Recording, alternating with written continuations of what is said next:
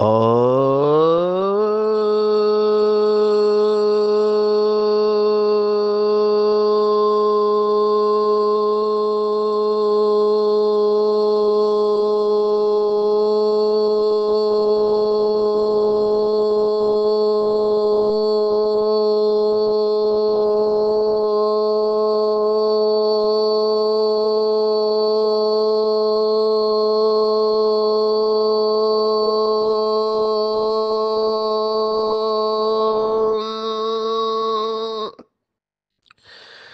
शांति। आज 11 जुलाई 2025 भारत में शुक्रवार है। Today is 11th July 2025 and it's Friday in Bharat. आज की मुरली का जादुई रहस्य स्वयं को प्रेरणा देने के लिए magical secrets of today's Murli for motivating the self. आज की पूरी मुरली श्रीमद् भगवद गीता गीता के भगवान के ऊपर है। इस एक बात में ही ब्रह्मा कुमारियों की विजय है। बहुत ही सेंसिटिव सब्जेक्ट है और बहुत प्यार से हमको हैंडल करना चाहिए। बाबा ने कहा इस बात से ही तुम्हारा नाम बाला होने वाला है। मुख्य बात ही यही है, बाकी सब सेकेंडरी है। आध्यात्मिक जीवन का फाउंडेशन लौकिक में जो कहते हैं और अलौकिक में भी निश्चय है। जैसे भक्ति मार्ग में भक्तों को निश्चय हो गया है कि परमात्मा सर्वव्यापी है, कण कण में है, मेरे में भी है, तुम्हारे में भी है। साइंस ने भी ये बात भक्ति मार्ग से उठा ली है और सर्वव्यापी की बात इतनी स्ट्रांग है। तो जैसे वो निश्चय होता है ऐसे ही बाबा ने कहा है कि इतना स्पष्ट करके समझाओ कि लोगों को स्पष्ट अनुभव हो जाए कि कैसे परमात्मा गॉड अल्लाह ईश्वर सभी आत्माओं का पिता है और वो एक है, अनेक नहीं है। तो ये एक ईश्वर वाद और अनेक ईश्वरवाद, वैसे भक्ति मार्ग में बहुत सारे कॉन्फ्रेंसेस होते हैं क्योंकि ये शब्द भक्ति मार्ग ने प्रसिद्ध कर दिया। वो शब्द है अद्वैत, या अंग्रेजी में कहते हैं यूनिटी कॉन्शियसनेस, लेकिन उसका अर्थ अलग बताते हैं। पहले भी हमने देखा पूरा झगड़ा है इंटरप्रिटेशन के ऊपर। आप अर्थ क्या निकालते हो?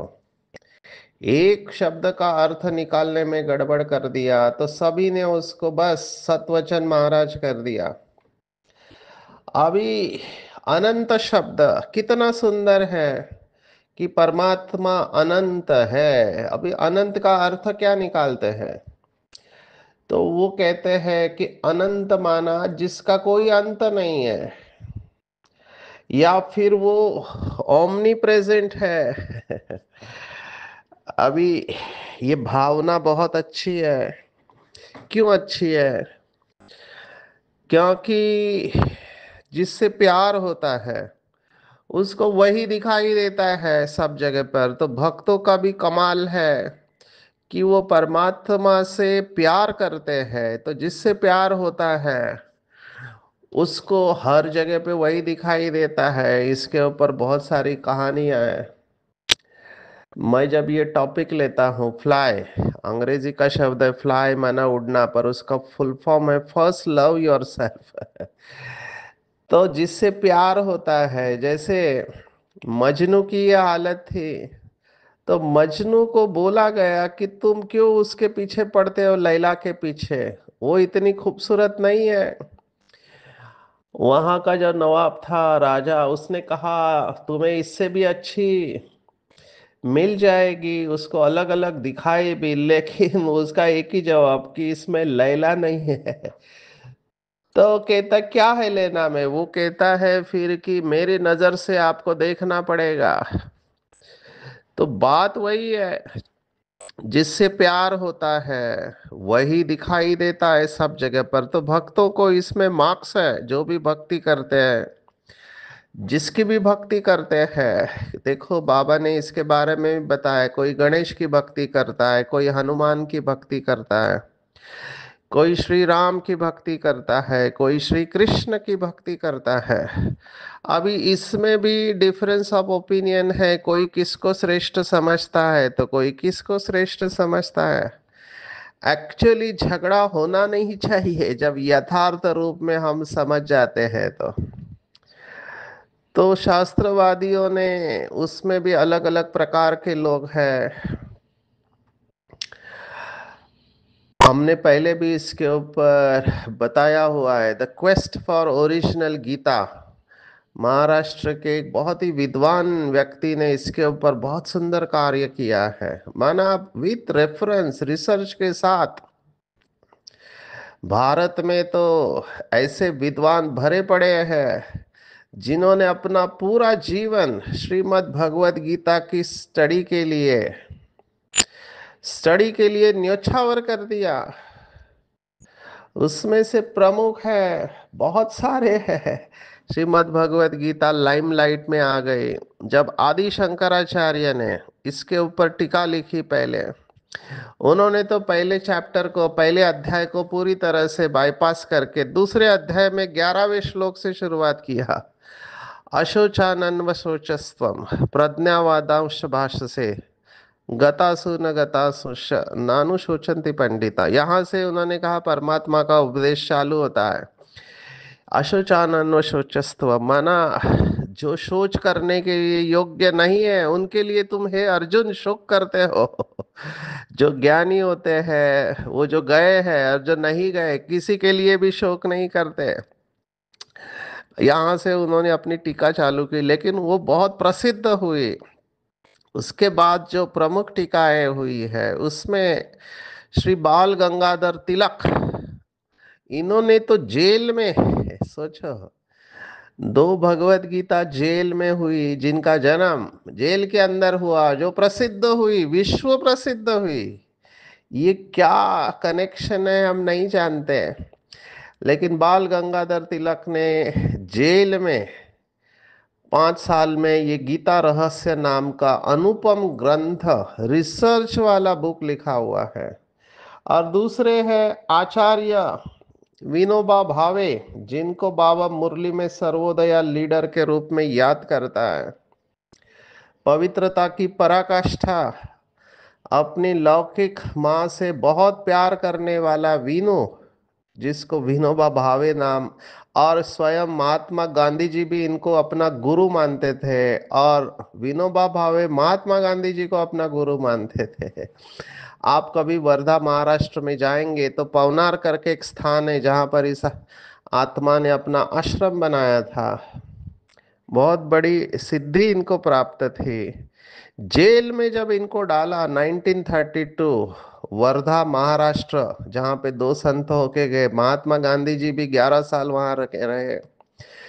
तो इन्होंने 1932 जेल में जो प्रवचन लिए उसकी किताब बनी। आज वो विश्व में अनेक भाषाओं में इसका भाषांतर हुआ है। सचिन भाई का जीवन बदलने में भी ये किताब ने बहुत बड़ा रोल प्ले किया है।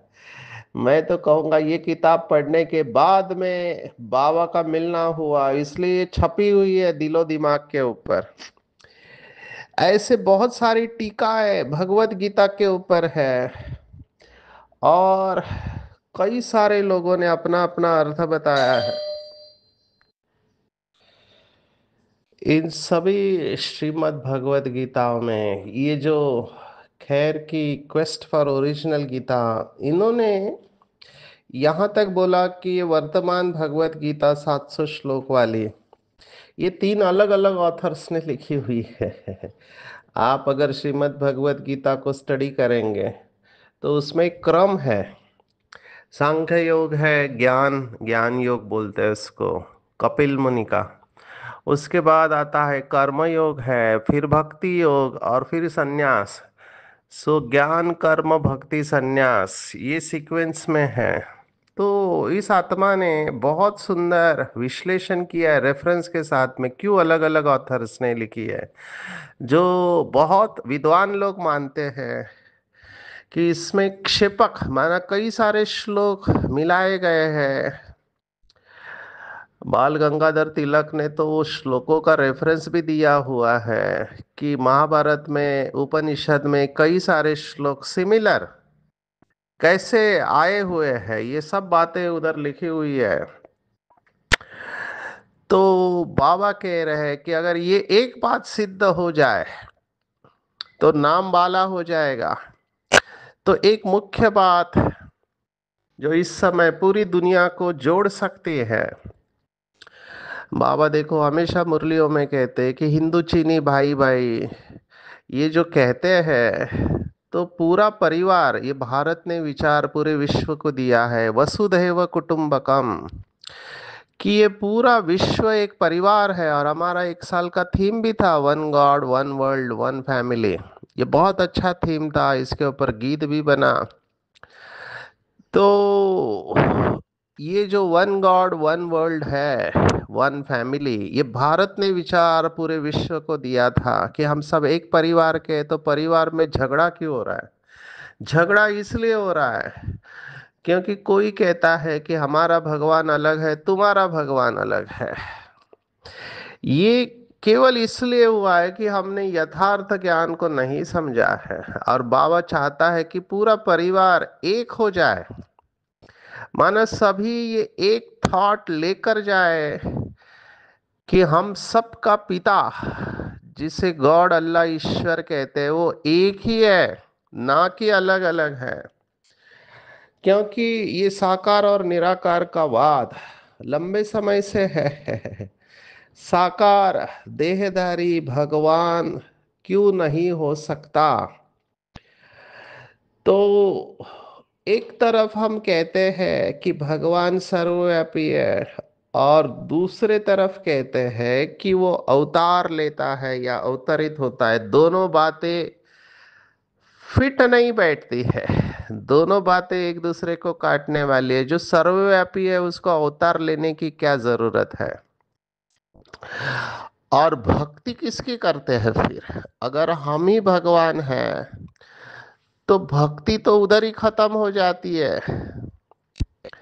हम रचयिता है या रचना है? तो ये स्पष्ट कहा गया है कि वो अवतार लेता है। अगर श्रीमद् भगवत गीता को ही देखो तो चौथे अध्याय में 7वां 8वां श्लोक है, यदा यदा ही धर्मस्य। तो वो अवतार लेता है, तो वो यहाँ है नहीं, नंबर वन। नंबर टू, जो एक श्लोक है जो स्पष्ट रूप से कहता है कि भगवान अनुसमान सूक्ष्म है, और वो श्लोक है 8वें अध्याय में 9वां श्लोक। 8वां अध्याय अक्षर ब्रह्म योग है, उसमें 9वां श्लोक है, 9th verse of the 8th chapter. कवि पुराणम अनुशासितारम अनो अनीयासम अनुस्मरेद्य सर्वस्य धातारम अचिंत्य रूपम आदित्य वर्ण तमसः परस्तार। कवि पुराणम, ये बहुत सुंदर परमात्मा की महिमा आई हुई है। सर्वज्ञ है, वो सब कुछ जाने वाला, या बाबा जिसको जानी जाननहार कहता है। अनादि है, सबके अनुशासक और नियंता है। ये शब्द भी मेरा बहुत फेवरेट है क्योंकि ये नियति के साथ जुड़ा हुआ है। नियंता, नियति और नियंत्रक, ये तीन शब्द हमने देखे भगवत गीता में। अर्थात अंतर्यामी, सब प्राणियों के शुभ अशुभ कर्म के अनुसार शासन करने वाला, अनुशासितारम। सूक्ष्म से भी अति सूक्ष्म मनो अनियासम, माना ये स्पष्ट भगवत गीता कहती है कि वो सूक्ष्म से भी सूक्ष्म है। ये बात बाबा के ज्ञान के साथ जाती है। यही बात है आटे में नमक समान जो बाबा कहता है। सर्वस्य धातारम, धारण पोषण करने वाला, अचिंत्य स्वरूप, सूर्य के सदृश, वो ज्ञान सूर्य है। सूर्य के प्रकाश प्रमाण प्रकाशमय है, वो ज्ञान स्वरूप है, अविद्या से अति परे है। माना उसको जानना बहुत कठिन है। जो बाबा भी मुरली में कहता है कि मैं जो हूं जैसा हूं, बहुत कम बच्चे मुझे जानते हैं। तो कई सारे श्लोक स्पष्ट हिंट देते हैं। अभी जो कहते हैं कि नहीं, आत्मा और परमात्मा दोनों एक है, उसका जवाब भी भगवत गीता देती है। 16, 17, 18, 16, 17 and 18 verse of the 15 chapter, 15वां जो अध्याय है वो है पुरुषोत्तम योग। उस पुरुषोत्तम योग में ये 16, 17, 18वें श्लोक है।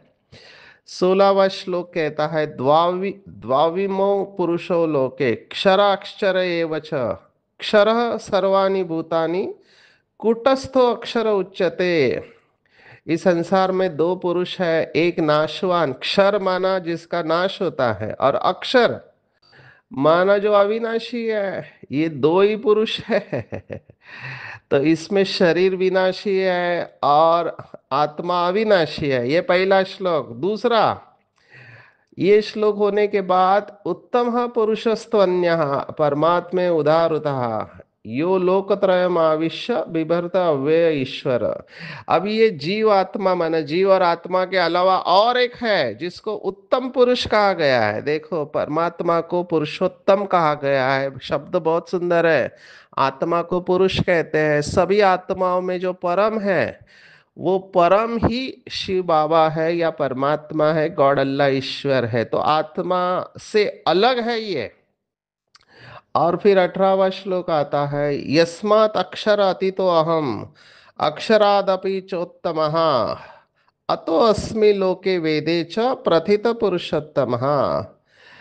तो इस क्षर, देहधारी जीव से ऊपर, और अक्षर अर्थात आत्मा से भी उत्तम है। माना जीव से अलग है, शरीर से अलग है, आत्मा से अलग है, और वो पुरुषोत्तम है। तो भगवत गीता स्पष्ट कहती है कि परमात्मा जो है वो आत्मा से अलग है। और वो कहाँ रहता है? तो 15वें अध्याय में 6ठा श्लोक है, न तद्भासयते सूर्यो न शशांको न पावकः यद गत्वा न निवर्तन्ते तद्धामम परमम मम। माना वो परम धाम निवासी है जहाँ सूर्य और चांद का प्रकाश नहीं पहुंचता। ये स्पष्ट बाबा का नॉलेज है, एकदम स्पष्ट है, इसमें कोई दो राय ही नहीं है। तो ये आटे में नमक मिसल है, और वो किसका आधार लेता है? उसको अपना शरीर नहीं है। तो 90वें अध्याय में 11वां श्लोक है, अवजानन्ति माम मूढ़ा मानुष्यम तनुमाश्रितम परम भावम जानन्तो मम भूत महेश्वरम। माना मैं मानव रूप में मनुष्य तन का आधार लेता हूं, और जो मूढ़मति है वो मुझे पहचानते नहीं है।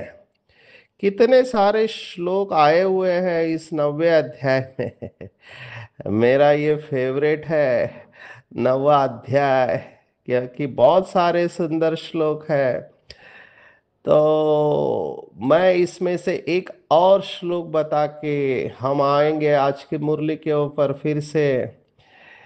तो इस अध्याय में 25वां श्लोक है, 25th verse of the 9th chapter.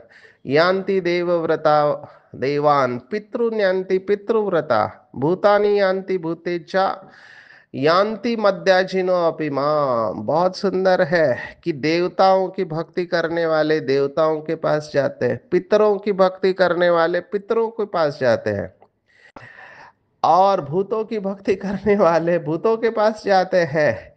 लेकिन मेरी भक्ति करने वाले मेरे पास आते हैं। तो यहाँ पे स्पष्ट है कि देवता अलग है, पितृ अलग है, भूत अलग है, और मैं अलग हूँ। तो आत्मा परमात्मा अलग है, देवता और परमात्मा दोनों अलग है। देव आत्मा अलग है, परम आत्मा अलग है। श्री कृष्ण देव आत्मा है।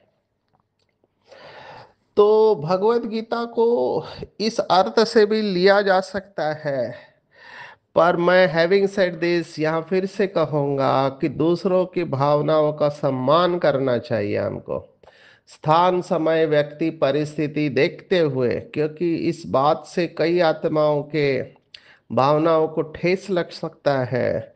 इसलिए इस सेंसिटिव सब्जेक्ट को हमको बहुत युक्ति से यूज करना चाहिए। तो इसके ऊपर और चिंतन करेंगे। जिनको भी ये श्लोक बताए हैं, बहुत कुछ है इसमें, पर समय के अभाव से मैं और नहीं जा सकता हूँ। बहुनी में व्यतीताने जन्मानि तव च अर्जुना, ये भी श्लोक हमने देखा 14 अध्याय का, कि ये अर्जुन तुम्हारे और मेरे बहुत सारे जन्म हो चुके हैं, लेकिन तुम अपने जन्मों को भूल गए हो। मुझे सब याद है, आज ये रथ की बात भी आई हुई है। अब ये कंफ्यूजन क्यों हुआ है? क्योंकि संगम युग पर, आप ध्यान से सुनना, ब्रह्मा बाबा को देखकर लोगों को श्री कृष्ण का साक्षात्कार हुआ। तो जो भक्ति मार्ग की मान्यता कि श्री कृष्ण ही भगवान है, तो इनको लगा कि यही है श्री कृष्ण या श्री कृष्ण इनके द्वारा हमको ये करवा रहा है। लेकिन ये तीन चरित्र मिलाए गए हैं, एक ब्रह्मा का, एक श्री कृष्ण का, और एक शिव बाबा का। ब्रह्मा और श्री कृष्ण तो दिखाई देते हैं, शिव बाबा दिखाई नहीं देता है। यही कंफ्यूजन जो यहाँ का है वो द्वापर युग में उतरा है, और ये चक्र चलता रहता है। यहाँ पे बिल्कुल क्लियर रहना चाहिए। देखो, बाबा के घर में भी दोनों प्रकार के बच्चे हैं, वी हैव टू रेस्पेक्ट, क्योंकि निराकार को याद करना ज्योति को हर एक के बस की बात नहीं होती है, क्योंकि बुद्धि बहुत स्वच्छ चाहिए।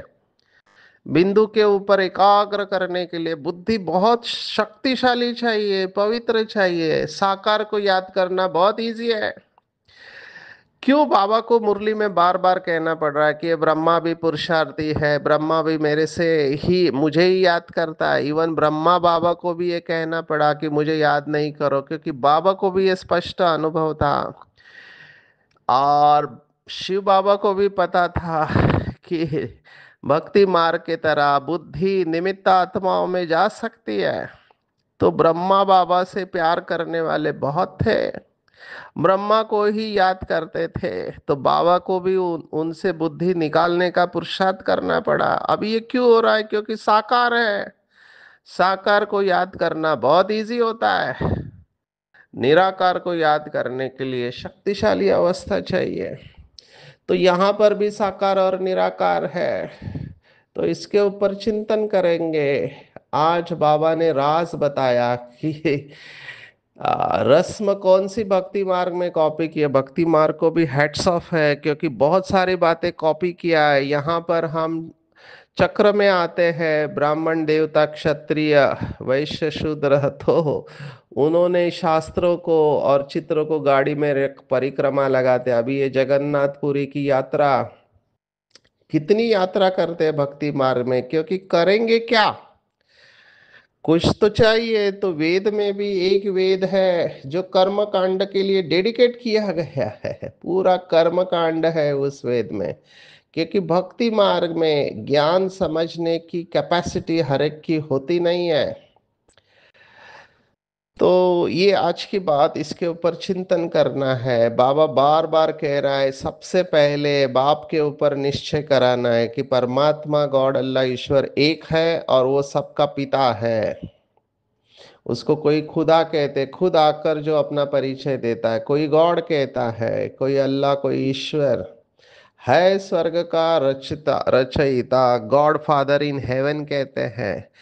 तो ये सब बातें हमको समझानी है, पर सामने वाले व्यक्ति को देखते हुए समझानी है। ये ड्रामा वैरायटी था, है और रहेगा, तो सिद्ध करना है। और ये सब अभी लोग स्वीकार कर रहे हैं। बहुत सारे साधु संत बाबा के घर में आए हैं, और वो भी एक एक्सेप्ट करते हैं कि जो कन्फ्यूजन है अभी उनके मुख से आ रहा है, कि भले बाबा सबको मुंह से नहीं आ रहा है, लेकिन वो कह रहे ब्रह्मा कुमारी श्रेष्ठ कार्य कर रहे हैं, और कोई तो शक्ति इनके द्वारा करवा रहे हैं, कई तो सीधा बोलने लगे हैं कि ये बाबा का कमाल है। तो ब्रह्मा कुमारी प्रत्यक्ष हो रही है, ब्रह्मा बाबा प्रत्यक्ष हो रहा है, लेकिन शिव बाबा के तरफ लोगों को लाना है, क्योंकि पतित पावन शिव बाबा है। तो इसके ऊपर चिंतन करेंगे। इसमें कोई खिटपिट नहीं है, ये बड़ी क्लियर बात है। बाबा ने स्पष्ट कहा इसमें कोई खिटपिट नहीं है। मैं अगर आऊं तो मुझे शरीर चाहिए, बगैर मुख के मैं कैसे बोलूं? तो सभी शास्त्रों का सार बाबा इसको कह रहा है। सौभाग्यशाली रथ, भागीरथ, ये सब बातें यहाँ पर फिट बैठती है। अभी देह और देह के धर्मों को भूलकर मुझे को याद करो, ये श्लोक कितने बार बोलते हैं भगवत गीता का जो पाठ करते हैं। जब वो श्लोक आता है 18वें अध्याय का, सर्वधर्मान परित्यज मामेकम शरणम व्रज, तो ये 3 बार बोला जाता है, क्योंकि इसको क्रक्स कहते हैं, मुख्य श्लोक है, एक श्लोक ही भगवत गीता कहते हैं कि सभी धर्मों को भूलकर मुझे याद करो। अब ये श्री कृष्ण कैसे कह सकता है? क्योंकि उसको अपना परिवार है, जन्म मरण के चक्कर में आते हैं। हमारे भाई साहब हैं जिन्होंने इसके ऊपर पीएचडी की है, मैं उनको फुल मार्क्स देता हूँ। हमारे राज ऋषि भाई जो हुबली के हैं, उन्होंने एक नहीं 2 पीएचडी किया हुआ, इसके लिए बहुत मेहनत है। वो किताब अगर किसी को मिली, उन्होंने छोटी बुक भी बनाई है। तो इसके ऊपर चिंतन करके इसका अभ्यास करना चाहिए जिसको इंटरेस्ट है। हैविंग सेड दिस, मैं लास्ट में यही कहना चाहूंगा कि मुझे ऐसे लगता है कि गीता का भगवान हमारी अवस्था से प्रत्यक्ष होगा। हमको कहना ना पड़े कि हमको सिखाने वाला भगवान है, हमारी अवस्था हमको प्रत्यक्ष करेगी। हमारी विजय इसी में ही है। हम लॉजिक से, तर्क से जीतना बहुत कम मुश्किल है, क्योंकि बिलीफ सिस्टम है, बहुत बहुत बिलीफ दृढ़ हो गया है। तो बिलीफ लोगों का बदलना इतना इजी नहीं है, अनलेस उनको अनुभव हो। तो हम खुद अनुभवी बनकर औरों को अनुभव कराते हैं, तब यहाँ कुछ परिवर्तन हो सकता है। आज इकोनॉमी की भी बातें आई है कि ज्यादा खर्चा नहीं करना चाहिए। बाबा इसलिए राय जो देता है मुरली में देता है, और 2-3 हज़ार रुपए जो बच जाएगा उससे सेंटर खोल सकते हैं। सूक्ष्म वतन की बातों के बारे में भी आया कि उसमें ज्यादा नहीं जाना चाहिए, क्योंकि ये खेलपाल के लिए बाबा ने रखा था। सूक्ष्म वतन ट्रांस की बातें, लौकिक की भी बात कही, ब्राह्मण आत्मा में बुलाते हैं। अभी हमारे इधर ये रस्म है, बाकी और कुछ नहीं है। लास्ट में बहुत दर्दनाक सीन होगा। बाबा ने कहा ऐसा ऐसा बॉम्ब बनाते हैं जिसमें जहर डाल देते हैं, तो शहर के शहर खलास हो जाते हैं। आंखों को भी संभाल के रखना है, आंखें बहुत धोखा देती है, सभी विकार आंखों से एक्टिवेट होते हैं। चीज देखेंगे तो दिल करेगी खाए, आंखें देखते हैं तो क्रोध आता है, आंखों से लोभ और मोह भी आता है। तो मुख्य है आंखें, इसको निकाल नहीं देना है, लेकिन क्रिमिनल को सिविल बनाना है और पास विथ ऑनर बनना है। तो ब्रेक बहुत पावरफुल चाहिए, वही पास विथ ऑनर बन सकते हैं, क्योंकि लास्ट में ऐसी बहुत परिस्थितियां होगी जिसमें बहुत संकल्प चलेंगे। उस समय बुद्धि को सेकंड में स्टॉप करने का अभ्यास चाहिए। उसके लिए ब्रेक बहुत पावरफुल चाहिए। अगर आपने ब्रेक यहाँ मारा और आगे जाकर लगा तो एक्सीडेंट होगा। तो बाबा देखो बहुत पहले से ही बच्चों से तैयारी करवा रहा है कि बच्चे, आप पहले से ही बहुत काल का अभ्यास करना चाहिए। स्पेशली अभ्यास तब करना चाहिए जब आप बहुत बिजी है। उस समय सेकंड में फुल स्टॉप लगता है कि नहीं देखना चाहिए। इसी को कहते हैं आज्ञाकारी बनना, अलबेला नहीं बनना। आज शब्द आया अल मस्त, एक अलबेला होता है, एक अल मस्त। अपनी मस्ती में मस्त रहते हैं लेकिन उसका गलत अर्थ नहीं निकालना। बेसिकली आलसी नहीं होना चाहिए, सदा सेवा पर उपस्थित होते हैं, उसे ओबीडियंट सर्वेंट कहते हैं। जैसे इंजेक्शन के द्वारा ब्लड में शक्ति भर देते हैं, ये न्यूरोबियन का इंजेक्शन देते हैं विटामिन का, ऐसे ही संकल्प के द्वारा इंजेक्शन देना है। श्रेष्ठ संकल्प की शक्ति और निर्भयता की शक्ति जब जमा होगी, तब अंत सुहाना और बेहद के कार्य में सहयोगी बन बेहद के विश्व राज्य अधिकारी बनेंगे। आज की पूरी मुरली में टेक होम अगर आप मुझे पूछते हो तो मैं कहूँगा सिद्ध करना है कि कैसा गीता का भगवान एक निराकार परमात्मा है। इस बात से हमारा नाम वाला होगा। भक्ति मार्ग की बहुत सारे रस्म हमारे ज्ञान मार्ग से आई है।